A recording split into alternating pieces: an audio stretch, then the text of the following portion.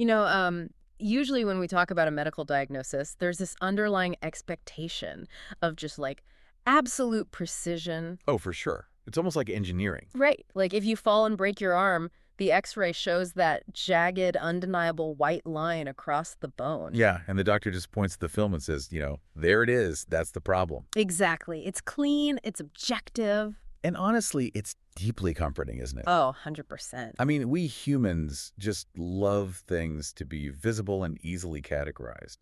It gives us this sense of control over the chaos of life. It really does. But then, you step out of the clinic and into the world of personal development, Oh boy. and Yeah. you set out to achieve this massive life goal. Like maybe you want to become a truly transformative leader or, I don't know, completely overhaul how you handle conflict in your marriage. Right. And suddenly that beautiful, precise X-ray machine is just totally broken. It's gone. You're looking at a landscape that is just incredibly murky. Yeah, and instead of hard diagnostics, we're told to rely on, wishful thinking. Vision boards. Exactly. Vision boards, manifesting, and just sort of white-knuckling our way through this sea of vague intentions. I mean, it is the absolute definition of diagnostic muddy waters. Totally. And that specific lack of precision is exactly why so many of us feel this, this profound, quiet sense of shame when we inevitably fail to reach those massive goals. Yes, the shame is so real. Think about it. When you fail a New Year's resolution by mid-February, what's your internal monologue? It's definitely not, oh, my structural architecture was misaligned. Right. You think, there is a hidden character flaw inside me. I'm lazy, I'm undisciplined, I just lack willpower. Like everyone else figured this out and I'm just fundamentally broken. That's the feeling. That's exactly it. But today we are going to completely dismantle that feeling. Welcome to this deep dive, everyone. Today is a meticulous exploration into the actual mechanical architecture of human intention. I am so excited for this one. Me too. We are unpacking part 2 of the root square chart from the Metamatics framework, specifically the mechanics of chart construction. Yes. And I want to set the stakes right now for you listening. If you have ever burned out on a massive, overwhelming goal, what we are about to discuss will completely reframe your struggle. Because what this framework does is it takes that heavy, paralyzing shame out of the equation entirely, It really does. and it replaces it with just sheer, unbiased mechanics. It turns that sinking feeling of personal inadequacy into a solvable structural formula. It is literally an engineering manual for human transformation. That's the perfect way to describe it. Okay, so to ground this, I want you to picture something in your mind's eye. Just imagine a massive blue drafting paper unrolled across a large wooden table. Okay, I'm picturing it. On it is a blueprint of a perfect symmetrical square. Now, at the absolute center of the square is what we'll call the root. The root, got it. That is the ultimate massive transformation you are trying to become, the emergent whole. Growing out from that root are 4 distinct branches. Think of these as your major capability domains. Like huge areas of your life. Exactly. And those branches hold 12 leaves, which are functional psychological states of being. Okay. And finally, growing from those leaves, at the very outermost edge of this entire blueprint, are 36 fruits. And those are the tiny atomic behaviors. Right. You got it. 36 tiny granular actions.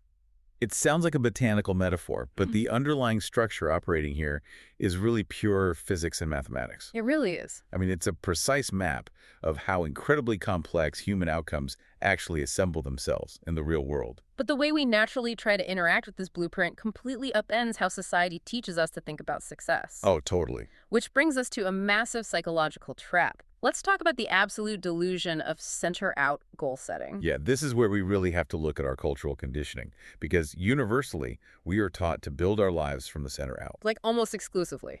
Imagine walking into a corporate retreat or like a high-end coaching seminar. What happens? Someone writes a massive abstract noun on a whiteboard. Exactly. Something like integrated leadership or financial freedom. Oh, right. They draw a big circle around it. And then they tell everyone to spend the next year trying to just, act like a leader. Oh my gosh, yes. Be more proactive. Be a better partner. Show up with presence. Right. We are aiming our daily actions directly at the center of the blueprint. We were aiming at the root. And doing that is defined in the source material as structural hubris. Structural hubris. Wow. It is an absolute delusion of the ego to think you can operate that way. You cannot build a transformation from the center out. So what's the alternative? The fundamental, uncompromising mandate of this entire architecture is that you must build from the edge in. Meaning starting at the outermost edge of the blueprint. Yeah. Starting with those 36 tiny fruits. Precisely. I mean, the root does not exist until the branches do. Oh, okay. The branches do not exist until the leaves do. And the leaves do not exist until the fruits do. It's a total cascade. You have to build the hyperspecific atomic characteristics at the very edge of the map first. And you allow the center to emerge as a structural consequence of those edges. So you don't build the center at all? No. Yeah. The center builds itself if the edges are correct. Hold on, let me push back on this because I know exactly what I'd be thinking if I were listening to this for the first time. Go for it. Why is that hubris? Like, why can't I just practice the leaf directly? What do you mean? Well, if I look at my blueprint and one of my 12 leaves is, let's say, active listening, which sounds like a great, actionable thing, why can't I just put listen better on my daily to-do list? Yeah. I mean, listening is a physical action. I am physically sitting here looking at you, keeping my mouth shut, and processing your words. Right. How is an abstract state? Why can't I just practice it? That is the perfect pushback. Yeah. And it gets to the absolute core of why human beings fail to change. Okay, lay it on me. The answer comes down to a staggering reality about the illusion of agency. The illusion of agency. Yeah. And this entire massive root square blueprint, those 36 fruits, the granular items at the edge, are the only place where human agency actually exists. Wait, the only place out of the entire square? The only place. You have absolutely zero direct agency over your branches and zero agency over your root. Mind blow. You cannot practice a noun. Integrated leadership is a noun. Your nervous system literally does not know how to execute it. But I brought up active listening. That's a verb, isn't it? Well, you argue that it's physical. But the problem is that active listening is still a conceptual state. How so? It is a continuous, subjective interpretation of reality. Your motor cortex doesn't know what better means. Oh. Right. If you tell your brain to listen better, your brain has no clear on-off switch for that command. It's vague. Okay, wow. So if the motor cortex can't execute better, what does my nervous system actually know how to do? It only knows how to execute highly specific binary verbs, granular, physical, undeniable verbs. You only have agency over the atomic verbs. So strip away the feel-good language. If I can't put listen better on my to-do list, what does a genuine atomic fruit actually look like in the real world? An atomic fruit is something that is observable by a third party in a room and strictly behavioral. Okay. It has an absolute start and stop point. For example, leaving your smartphone in another room during a one-on-one meeting. That is a fruit. You either did it or you didn't. There is zero ambiguity. I mean, you can't lie to yourself about whether the phone is in your pocket or in the kitchen. Exactly. Another classic example. Tracking your exact sleep and wake times in a spreadsheet for 14 consecutive days. Very specific. Or, in a conversation, waiting a full, counted 3 seconds after someone stops talking before you open your mouth to speak. I love that one. Right. Your brain knows exactly how to count to 3, and it knows how to keep your jaw clenched. You have direct, unmitigated agency over that micro-action. That is a massive paradigm shift. I mean, it takes personal development out of the clouds and drags it down into the dirt of cold, hard behavior. It really does. But this immediately creates a massive problem of choice, doesn't it? How do you mean? Well, if our only actual agency lies in these 36 tiny granular fruits at the edge of the map, how do we possibly figure out which 36 belong on our specific chart? Oh, yeah. There are millions of good habits out there. I could drink water, I could meditate, I could stretch. How do I know which micro-actions will actually build my specific root? That is the exact challenge. If you just grab 36 random good habits off a productivity blog, you are just throwing paint at a wall. Right, you're just doing stuff to do stuff. You won't build your root. To figure out your specific architecture, you have to go through a selection process called silhouette allocation. Silhouette allocation, that's a fascinating term. Isn't it? It implies we are tracing the outline of something invisible, trying to figure out its shape by looking at the shadows it casts. That is a beautiful way to interpret it. You are identifying the micro-components that cast a silhouette to cultivate your emergent root. Oh, okay. You aren't building the thing directly. You are building the shadow it needs to occupy. I see. And this is a highly structured three-step discovery process to overcome that exact paralysis of choice you just mentioned. So let's imagine you, the listener, are staring at a completely blank piece of paper. You know you want to change your life, but you're paralyzed by all the options. how do we start tracing this silhouette? Step one is desire mapping. Desire mapping. And the counterintuitive part here is that you absolutely do not try to define the end goal or the behavior directly. Wait, really? Really. Instead, you drop into your own body and ask, what would it feel like to actually inhabit this goal? Okay. What are the specific sensory and emotional characteristics of that state? Give me a tangible example of that, because feeling a goal sounds a little dangerously close to that manifesting vision board stuff we explicitly rejected earlier. I know. But it's not about wishing for a mansion. It's about physiological mapping. Physiological mapping. Okay, explain that. Let's say your vague overall goal is to be a more adaptable, resilient person at work. Sure. Instead of writing down, be adaptable, you ask, what does adaptability actually feel like in my nervous system on a Tuesday afternoon when everything is going wrong? Okay, that's very specific. Well, it feels like a lower heart rate. It feels like a lack of panic in my chest when a client pushes back. It feels like having an expansive space to think before I react. Okay, I see the distinction. You're isolating the biological reality of the goal. Exactly. Having space to think isn't an affirmation, it's a description of a cognitive environment. Precisely. Yeah. Once you've mapped that visceral characteristic, you move to step two, component extraction. Component extraction. You take that feeling of having space to think and you break it down into the most granular, essential, physical countermeasures that could possibly create it. You extract the verb. Yes. If it feels like having space, what is the mechanical action that forces space into existence? Taking a physical breath, forcing a pause, stepping away from the keyboard. Right. You extract the atom. Then step three is relationship analysis. Okay, what's that? You look at all these extracted atomic behaviors and you group them into natural clusters. I see. Behaviors that support your emotional regulation go into one cluster. Behaviors that support your physical stamina go into another. And these clusters become something bigger. Yes. These clusters eventually form your 12 functional leaves. Okay, let's make this incredibly concrete. Let's say we've gone through silhouette allocation for you, the listener. Love it. We've desire mapped, we've extracted, and we've determined that one of the functional leaves you desperately need to build in your life is a state called informed responsiveness. Informed responsiveness. That's an excellent example of a leaf. Yeah. It's a psychological state where you aren't reacting emotionally like a cornered animal, but you aren't freezing in overanalysis either. You are responding to stress with informed, calibrated agility. It's the sweet spot. But as we established in the mandate of Edge in Building, I have zero agency over informed responsiveness. Exactly zero. I can't wake up and just do it. So, through step 2 component extraction, we identify 3 highly specific atomic fruits that belong to this leaf. Okay, I want to walk through these 3 carefully because this is crucial. let's do it. Fruit number 1, taking a deliberate physical breath for exactly 3 seconds before speaking whenever you are verbally challenged. Beautiful. Fruit number 2, explicitly stating 2 different opposing points of view internally in your own mind before opening your mouth. Very cognitive. I like it. And fruit number 3, verbally responding from the other side of the table first, meaning the very first words out of your mouth must validate the other person's underlying concern before you state your own position. Now look at the anatomy of those 3 fruits. They are perfect atoms. They really are. They are entirely observable, undeniably actionable, and completely within your direct conscious agency. Right. You can definitively know if you waited 3 seconds. You can definitively know if your first sentence validated the other person. But, and this is a massive but that I think is going to spike the cortisol of everyone listening. Oh no. What is it? If I look at a completed blueprint, I have 36 of these hyper-specific, rigid rules. Yeah. Are you telling me I have to track 36 different micro-habits every single day of my life?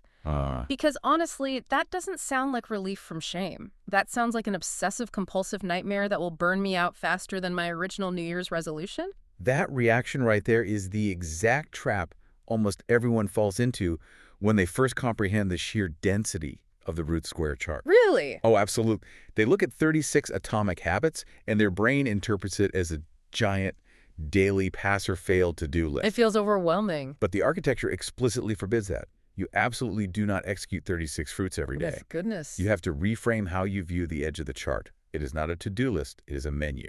A menu. Okay, explain the psychology of that shift. Think about willpower and ego depletion.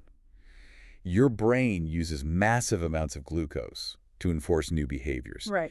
If you try to enforce 36 new rules, your system crashes by 10:00 a.m. Easily. So instead, you treat the chart as a menu of options. You wake up in the morning, you assess your immediate context, like, what kind of day is it? Are you in back-to-back stressful meetings, or are you doing deep creative work? Exactly. You evaluate your physical energy levels, Mm-hmm. and then you pick just 3 fruits from the menu. Just 3 out of 36. Just 3. You assign 100 units of your daily intention and energy to executing those 3 specific atoms perfectly. And what about the other 33 fruits? They stay completely dormant, they require 0 energy. They are structurally part of your overarching architecture, but they are not active in your daily RAM. They aren't draining your battery. Exactly. And if we look at the epidemic of burnout in our culture, this menu concept is the antidote. That makes so much sense. This is why this system actually works long-term. You don't have to carry the psychological, crushing weight of an entire life transformation on a rainy Tuesday morning when you've had 4 hours of sleep. Yeah, nobody can do that. You just look at your menu, Yeah. select wait 3 seconds before speaking, track my water intake, and leave phone in the other room. Right. And you just lay those 3 specific bricks. Just 3 bricks. That's it. If you do that, you win the day with absolute, verifiable certainty. The relief in that is profound. I can literally feel my own shoulders dropping just thinking about it. It's freeing, isn't it? It is, but the logical side of my brain is streaming right now. It creates a massive puzzle. I know exactly where you're going. If I just lay 3 isolated bricks, if I just practice putting my phone away, waiting 3 seconds, and validating someone's concern, how do those tiny, deeply isolated behaviors somehow magically combine into a massive, sophisticated psychological state, like informed responsiveness? Right. I mean, they don't just add up. Right. You can't just say 3 tiny habits mathematically equal a life-changing epiphany. You are entirely correct. They absolutely do not just add up. Right. And this brings us to the most fascinating, mind-bending mechanical core of this entire framework. Okay, I'm ready. They don't add up. They Yeah. chemically react. Yes. Here is where we leave basic elementary arithmetic behind and enter the mathematics of emergence. It's so cool. Because it is incredibly clear on this point in the source material, the root square chart is not a simple 0 out of 100 point system. No, not at all. We are not doing standard addition here. 3 plus 3 plus 3 does not equal 9. Right. Instead, the architecture relies entirely on something called the synthesis operator. The synthesis operator. If you were to write this out mathematically, it isn't represented by a standard plus sign. Okay. It is represented visually as a plus sign with a circle drawn completely around it. The synthesis operator symbol. Like a crosshairs almost. Exactly. And that bounding circle changes everything. It changes the fundamental operation of reality from simple accumulation to emergent synthesis. Okay, let's actually unpack that difference because I think this is where the magic happens. Let's use a chemistry analogy because it's the only way to truly visualize this. Go for it. If you use a standard addition sign, just a regular plus, you are basically just creating a pile.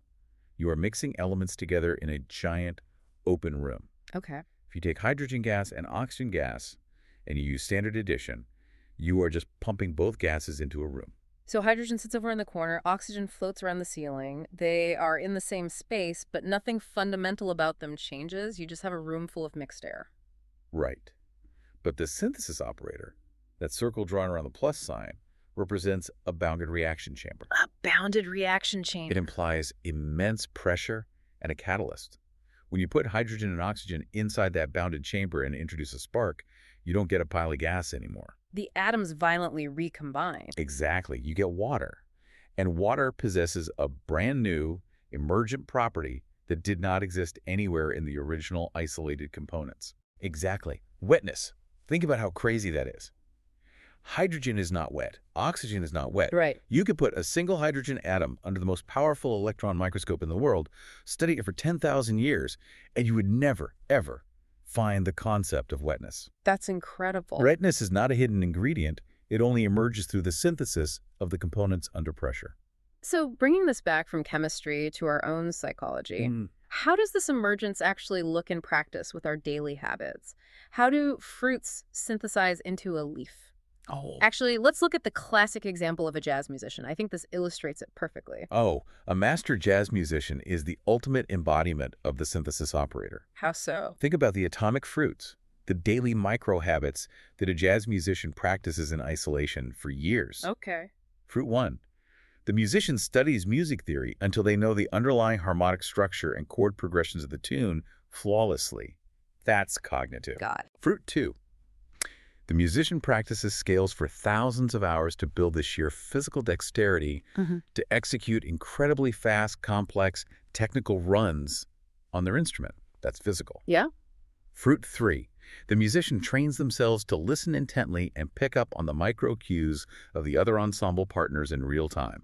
That's sensory and emotional. Okay, so we have 3 distinct atomic fruits: harmonic knowledge, physical technique, and sensory listening. Now, if you just use standard addition, if you just pile those 3 skills together in a room, you don't get a jazz musician. What do you get? You just get a person who can play scales really fast while knowing what chords are on the paper and occasionally noticing what the drummer is doing.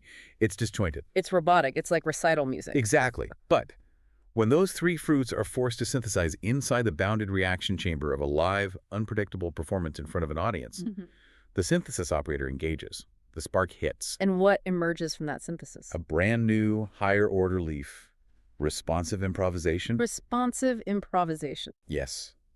Responsive improvisation is the psychological wetness of the jazz musician. Oh, I love that. It is this incredibly sophisticated ability to create something entirely original in the moment while remaining in a genuine flowing dialogue with the rest of the band.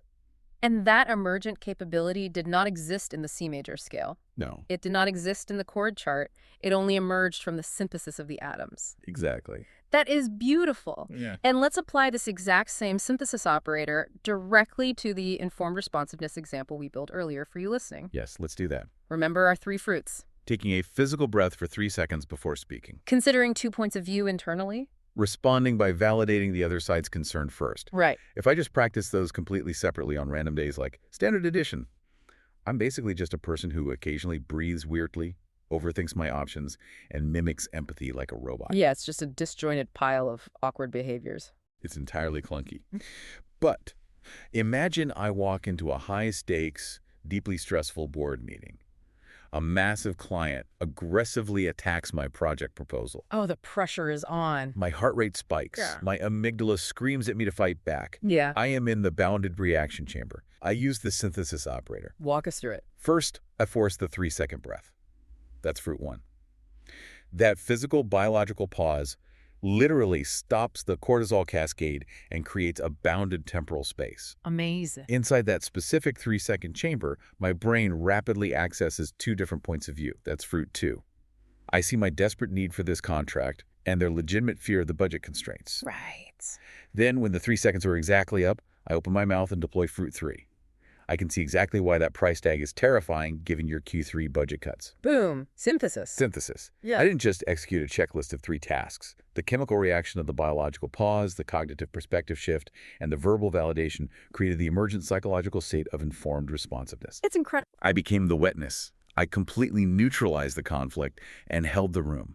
It is a phenomenal, almost out-of-body feeling when that synthesis clicks into place for the first time. I can imagine. You stop feeling like you are micromanaging a tedious checklist of habits, and you suddenly realize you are inhabiting a completely unified field of capability. You literally are responsive. It sounds incredibly empowering. But I have to stop us here and play devil's advocate for a second. Uh-oh. Because there is a terrifying concept introduced regarding the synthesis called the bottleneck test. Oh, yes. The bottleneck test. And I need to ask a very pragmatic question about human flaws. Let's hear it. This is where the math gets unforgiving. Let's say I am a brilliant executive. I am a genius with data. I have incredible executive presence and vocal projection. I know the material cold. Okay, you're a rock star. Right. So in my 3 atomic fruits, I have 2 of them operating at an absolute 10 out of 10. Sure. But I am historically painfully bad at empathy. I don't truly listen. I am arrogant. I completely fail fruit 3. My question is, do I still get partial credit? Does my sheer brilliance in the first 2 fruits compensate for my weakness in the third? Do I get, like, a 70% functional version of the leaf? This is the hardest pill for high achievers to swallow. Oh, no. The answer is a definitive, uncompromising no. You absolutely do not get a 70% version of the leaf. Wait, really? Really, you get catastrophic structural failure. Catastrophic failure. No partial credit whatsoever. None, because you have to remember, this is chemistry, not a high school exam. Wow. The bottleneck test dictates that all three dimensions, which are typically cognitive, physical, and emotional components, are absolutely mandatory for the structural integrity of the synthesis. Okay, give me an example. Think back to the water analogy. Oh. If you have incredible world-class 10 out of 10 oxygen, but you have absolutely zero hydrogen, you don't get slightly less wet water. You just get air. You get a completely failed reaction. Wow. So if one element is missing, the emergence cannot happen. Exactly. If you walk into that negotiation with perfect data recall and perfect vocal projection, but absolutely zero empathy or validation, you aren't improvising responsibly. What are you doing? You are just aggressively lecturing a client who tuned you out 5 minutes ago. Your two brilliant 10 out of 10 fruits just synthesized to create a highly efficient alienation machine. An alienation is... Yes. The leaf fails to emerge entirely. That is deeply sobering, but honestly, it explains so much about the real world. Doesn't it? Think about how many high performers, like people who are absolute savants in one or two areas, suddenly and inexplicably derail in their careers or their marriages. Yep. They hit a bottleneck test. They lack the third, often emotional dimension required for synthesis, and because of that, the entire chemical reaction of their life fails. It is the silent saboteur of the ambitious. People try to double down on their strengths, thinking a 15 out of 10 in intellect will cover a 0 out of 10 in empathy. It doesn't work that way. The math of the root square entirely rejects that premise. You are bound by your weakest atom. Okay, let's assume the listener does the hard work. They balance their components. Oh. They pass the bottleneck test. Awesome. If we perfectly synthesize 3 atomic fruits, we have successfully built one leaf. And as we established when we looked at the blueprint, it takes 3 leaves to build the next layer inward, a branch. Correct. We are moving from the granular edge deeper into the macro structure of the blueprint. But when we zoom out to the branch level, the mathematical symmetry we've been relying on suddenly breaks down in a highly intentional and, frankly, incredibly frustrating way. Oh, yes, it does. Which brings us to the fourth quarter principle, or, as I called it when I first tried to map this out, the math bug. The math bug, yes. This is the exact moment when almost everyone who encounters this framework thinks they've found a typo or a logical error in the underlying philosophy. Oh, I absolutely thought it was a typo. Mm. Let me lay out the arithmetic paradox for you listening, because it is baffling at first glance. It made me question everything we've talked about. Let's hear it. Let's look at a branch. A branch represents 100% of a major capability domain in your life. Something massive like professional competence. Okay. The blueprint states clearly that a branch contains exactly 3 leaves. Right. Now, if you have 100% of a pie, and that pie is made of 3 equal parts, the most basic elementary math dictates that each leaf should represent 33.3% of the branch. Undeniable elementary arithmetic. The framework explicitly insists that each named leaf represents exactly 25% of the total system load. That's right. So let's do the math together slowly. Leaf 1 is 25%. Leaf 2 is 25%. Leaf 3 is 25%. Yep. 3 times 25 equals 75%. It sure does. If I spend years perfectly cultivating my 3 constituent leaves, I only possess 75% of a fully functioning branch. Correct. The architecture is essentially taxing my personal development by 25%. Where's the missing quarter? Did I forget to draw a secret 4th leaf on my blueprint? I love how maddening this is when you first see it. It is. The answer is no. There is no hidden 4th leaf. You didn't misread the chart. The missing 25% is not a noun. It is not a component you can build. Then what is it? It is the overlap. The overlap. Let's unpack this slowly, because this is where the theory hits the concrete of reality. The missing 25% is the dynamic, real-time friction and integration of your perfectly built components operating in the messy, unpredictable, chaotic environment of the real world. Huh. You see, possessing all the perfect ingredients is absolutely not the same thing as executing the recipe. True. Building the leaves in isolation only gives you 75% of the capacity. The final 25% is the sheer energetic cost of forcing them to work together simultaneously. I want to use a purely mechanical analogy to visualize this, because it clicked for me when I thought about building a car. Oh, that's a great analogy. Let's say your branch goal is to have a moving vehicle. You want forward momentum. Okay. Leaf 1 is the engine. You spend years building a flawless engine that generates power. That is 25% of the system. Leaf 2 is the transmission. You build the perfect gear system to route that power. That's another 25%. Yeah. Leaf 3 is the wheels. Perfect rubber, perfect alignment, designed to grip the road. That's 25%. So you have all the parts. Right. So you have your 3 leaves. You have 75% of the vehicle completely and perfectly built. But the car still isn't moving down the highway. What is missing? You are missing the actual friction and engagement of the system. Exactly. The fourth quarter, the missing 25% is the driver physically pressing the gas pedal, the transmission violently engaging the drive shaft, and the rubber actively fighting the friction of the asphalt. Yes. That dynamic live-action integration is the overlap. It is the energetic tax of making the static parts actually function in reality. What's fascinating about the overlap is that it is always whatever is required to make the other three inevitable. How do you mean? Well, in a machine, it's the physical engagement. Yeah. But if you are building a complex psychological branch like professional competence, the overlap isn't a physical part. What is it then? The overlap is the seamless, exhausting way you have to apply your informed perspective through your practical mastery while simultaneously continuing to evolve in a live, hostile boardroom. Oh, wow. The overlap is the moment the 3 leaves stop being separate capabilities written on a piece of paper and are forced to become one unified, living, breathing field of action. It's the difference between practicing football drills on a beautiful, empty, sunny practice field Yeah. and actually playing the game on Sunday with a 250-pound linebacker actively trying to tackle you. Yes. The empty field drills are the 75%, the chaos, the vision, the panic of the live game.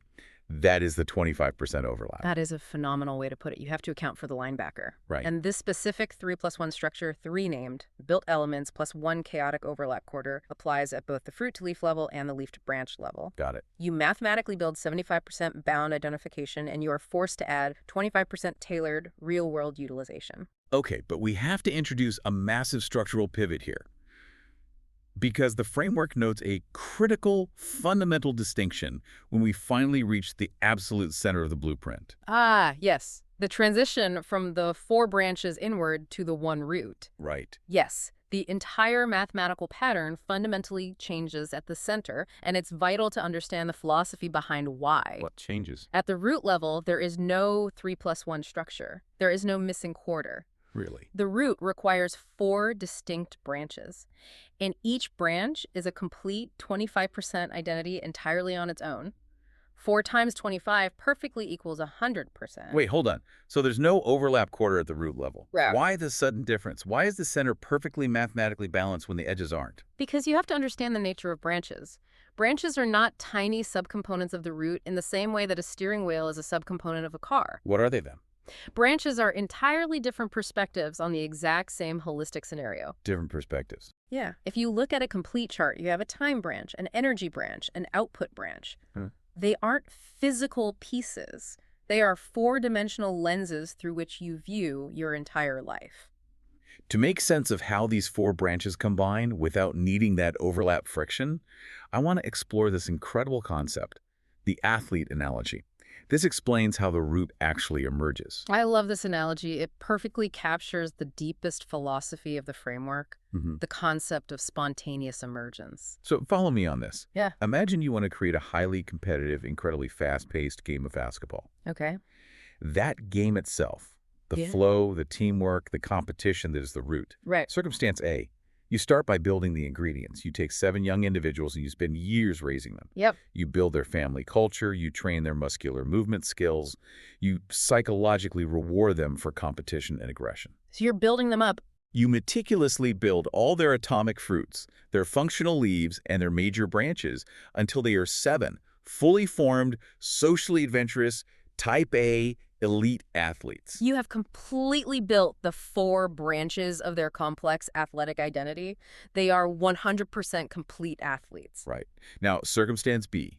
You take those 7 fully formed athletes, you put them in a closed gymnasium, you throw a single basketball onto the court, and you lock the door from the outside. Okay, I see where this is going. My question is, do you have to walk in there with a clipboard and blow a whistle and force them to play?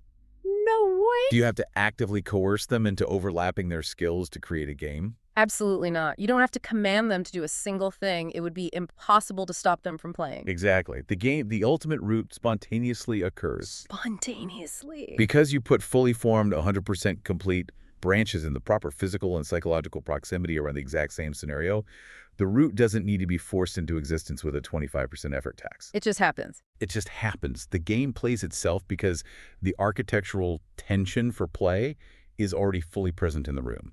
This is the profound takeaway. From each of the 4 branches comes a 25% equivalency to the root. Right. When those 4 100% perfectly built branches are put into proper proximity, the root expresses itself completely without external coercion. That is wild to think about. The final transformation you are seeking in your life isn't something you actively do. It isn't a heavy boulder you push up a hill. It's not just white-knuckling it. No, it's something that inevitably, spontaneously happens when the underlying architecture is correct. That is the ultimate breathtaking promise of the root square chart.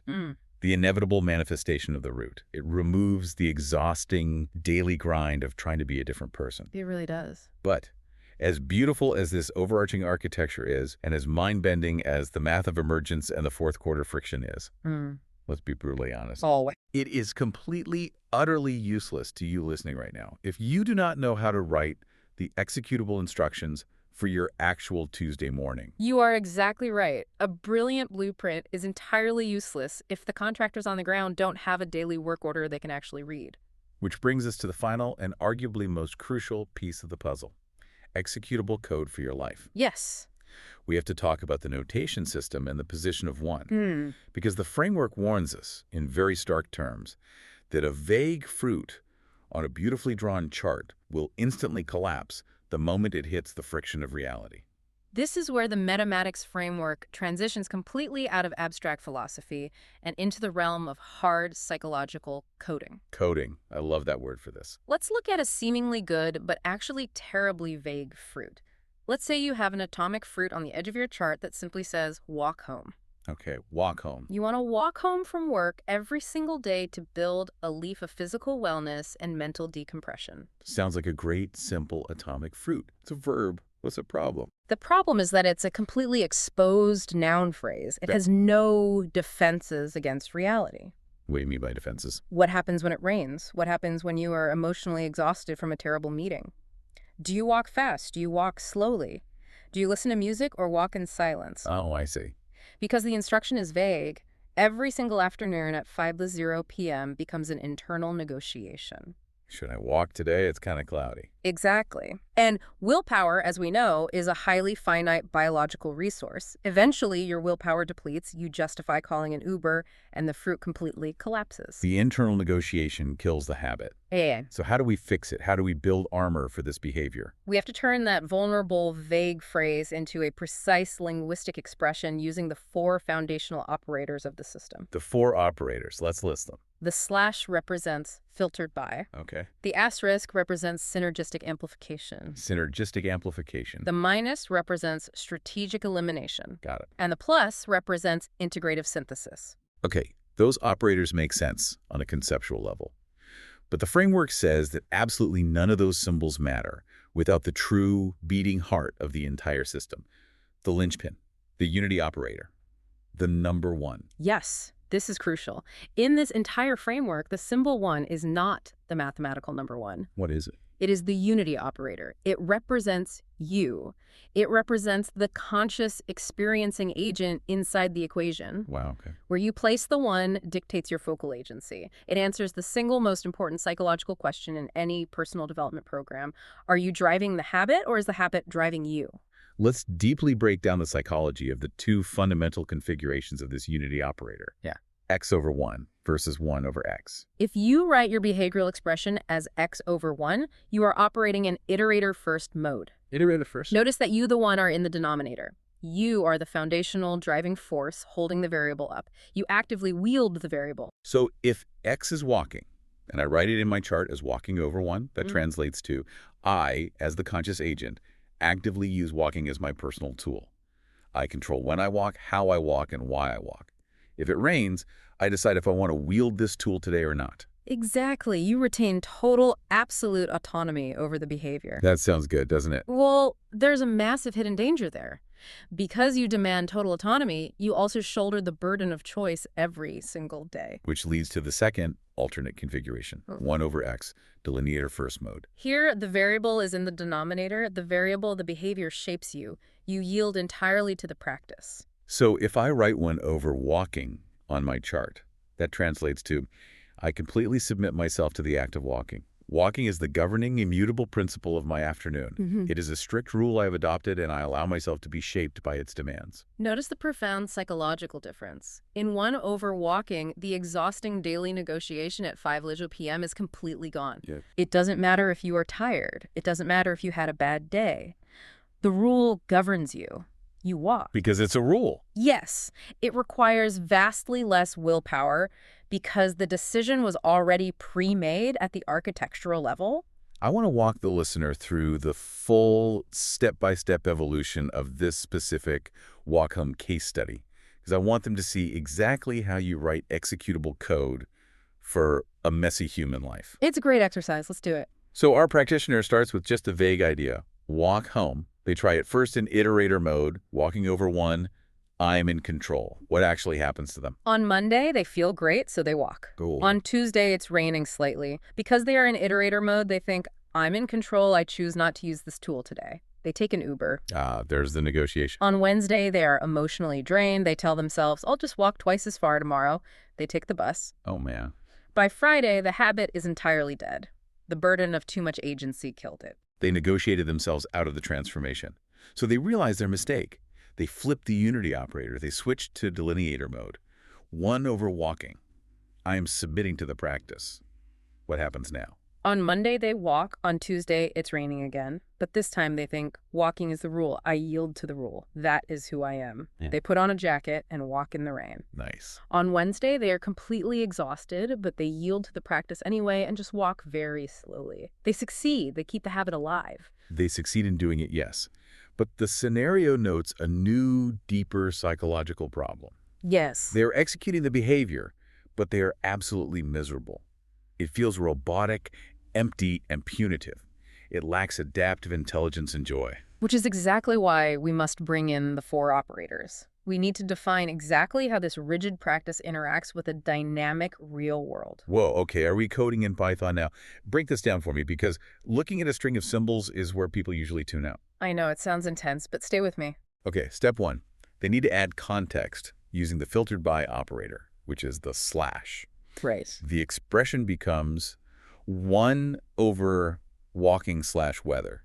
Translate that into plain English for me. It translates to, I completely yield to the practice of walking as it is filtered by weather conditions. Okay, what does that practically mean? Now, the practice suddenly possesses adaptive intelligence. If there is light rain, the filter says walk with an umbrella. If there is a massive thunderstorm, the filter says walk the indoor mall route. Oh, that's brilliant. If there is a dangerous heat wave, the filter says walk on the treadmill the next morning. The core rule holds, but the context intelligently filters the execution so you aren't being stupidly rigid. Okay, that makes it survivable. Step 2. They need to add joy and synergy using the amplification operator, the asterisk. Yes. They realize that walking in total silence for an hour leaves them alone with their stressful work thoughts. It's boring. But listening to fascinating podcasts makes the hour generative. Perfect. Expression. 1. Over walking/weather asterisk. Listening. Translate. I yield to walking, logically filtered by weather, mutually amplified by the act of listening. Mutually amplified. Yes. Now they aren't just enduring a walk. They are walking and listening. The physical rhythm of walking makes the podcast more embodied and memorable, and the engagement of the podcast makes the physical effort of walking disappear. True synergy. I love that. Step 3. We have to remove psychological obstacles using the elimination operator, the minus sign. This one is huge. Let's look at human nature. When this person inevitably gets the flu and genuinely has to skip a day, they feel massive, crushing guilt that ruins their entire evening. Guilt is a toxic contaminant to the whole system. We have to pre-solve for that cognitive dissonance. Exactly. Expression. 1 over walking/weather asterisk listening minus guilt. Translate. With emotional guilt specifically strategically excluded from the operating system. So they just decide not to feel guilty. They pre-decide their absolute skip conditions. If they have a fever, they skip the walk entirely, and because of the minus operator, they do so without a shred of guilt. That's powerful. Resting is seen as honoring the architecture of the system, not failing it. This inoculates them against the what the hell effect, where one missed day of a diet ruins the whole month because of shame. Brilliant. Finally, step 4. They integrate complementary elements using the synthesis operator, the plus sign. Yes, the final piece. They realize that if they only ever listen to podcasts, they are escaping their own mind. They need moments of pure, grounded presence. Right. Final expression. 1 over walking/weather asterisk listening minus guilt plus presence. Look at the sheer architectural beauty of what we just built together. Amazing. We took a vague, vulnerable, failing noun walk home, and we mathematically coded it into a highly robust, adaptive, joyful, executable daily practice. Wow. That is the true power of the notation system. It tells your fragile nervous system exactly how to handle the chaos of reality. It is incredibly powerful. But we had to address a massive warning given right at the end of this section. It's a concept called the inversion kick. Ah, the inversion kick. If I've coded this perfect 1 over x delineator practice, and it's working beautifully, why can't I just run this exact expression forever? Why mess with success? Because human consciousness has a dangerous tendency to crystallize. It hardens. How so? Let's look at both sides. If you stay in iterator mode x over 1 forever, where you are constantly driving, asserting control, and forcing every variable in your life to bend to your will, your ego hardens. You just get rigid. You become deaf to the subtle feedback of your environment. You start forcing outcomes even when the context changes, and eventually you suffer a catastrophic systemic burnout. You essentially become a tyrant over your own life. You exhaust yourself by constantly dominating your own schedule. Exactly. But conversely, if you stay in delineator mode 1 over x forever, where you're constantly yielding to your perfectly designed systems, yielding to your rules, letting the environment shape you entirely, you slowly lose your active creative agency. You just coast. You drift. You become a passenger in a self-driving car of your own making. You become a robot executing perfect code, but you forget how to steer. So, the system mandates a cyclical conscious flip. The inversion kick. Yes. The inversion kick is the mandatory conscious alternation of your position of 1. Okay, so how does it work? If you have spent 3 months in high-control, aggressive iterator mode, actively driving a massive project forward, you must intentionally initiate an inversion kick and forcibly shift your habits into delineator mode. You have to force the shift. You must yield. You must listen. You must let the system run you for a while to conserve your willpower and gather sensory feedback. And then, when you have rested, when you've learned what the environment is trying to tell you, you execute another inversion kick. Yes. You flip back into iterator mode. Yes. But now you are driving with the deep wisdom you gained while you were yielding. It feels like a massive breathing mechanism for the human psyche. Inhale, exhale, wield the tool, yield to the practice, drive, observe. That's exactly what it is. It ensures you neither burn out from tyranny nor drift away into passivity. It maintains the dynamic, living equilibrium of the entire root square architecture. This has been an absolutely massive, mind-expanding journey today. We have mapped an incredible amount of psychological and mathematical territory. Before we go, let's tightly summarize exactly what we've unpacked for you so you can actually carry this out into the world. Definitely. We started by completely deconstructing the delusion of center-out goals. We established that your nervous system cannot practice abstract nouns like leadership or financial freedom. Right. You must build your life from the edge in, starting exclusively with binary atomic verbs. We learned how to define those specific atoms through the 3 steps of silhouette allocation. Desire mapping the biological feeling, extracting the mechanical component, and grouping them. And crucially, we learned to treat those 36 atomic fruits as a daily menu you select from, not a crushing, exhaustive to-do list. We explored the sheer mathematics of emergence, how standard addition just piles dead skills in a room, but the synthesis operator acts as a high-pressure bounded reaction chamber. That chemistry analogy was wild. It chemically combines atomic actions like pausing for 3 seconds, shifting perspective, and validating into entirely brand new emergent states of being, like informed responsiveness. We solved the maddening 4th quarter math bug.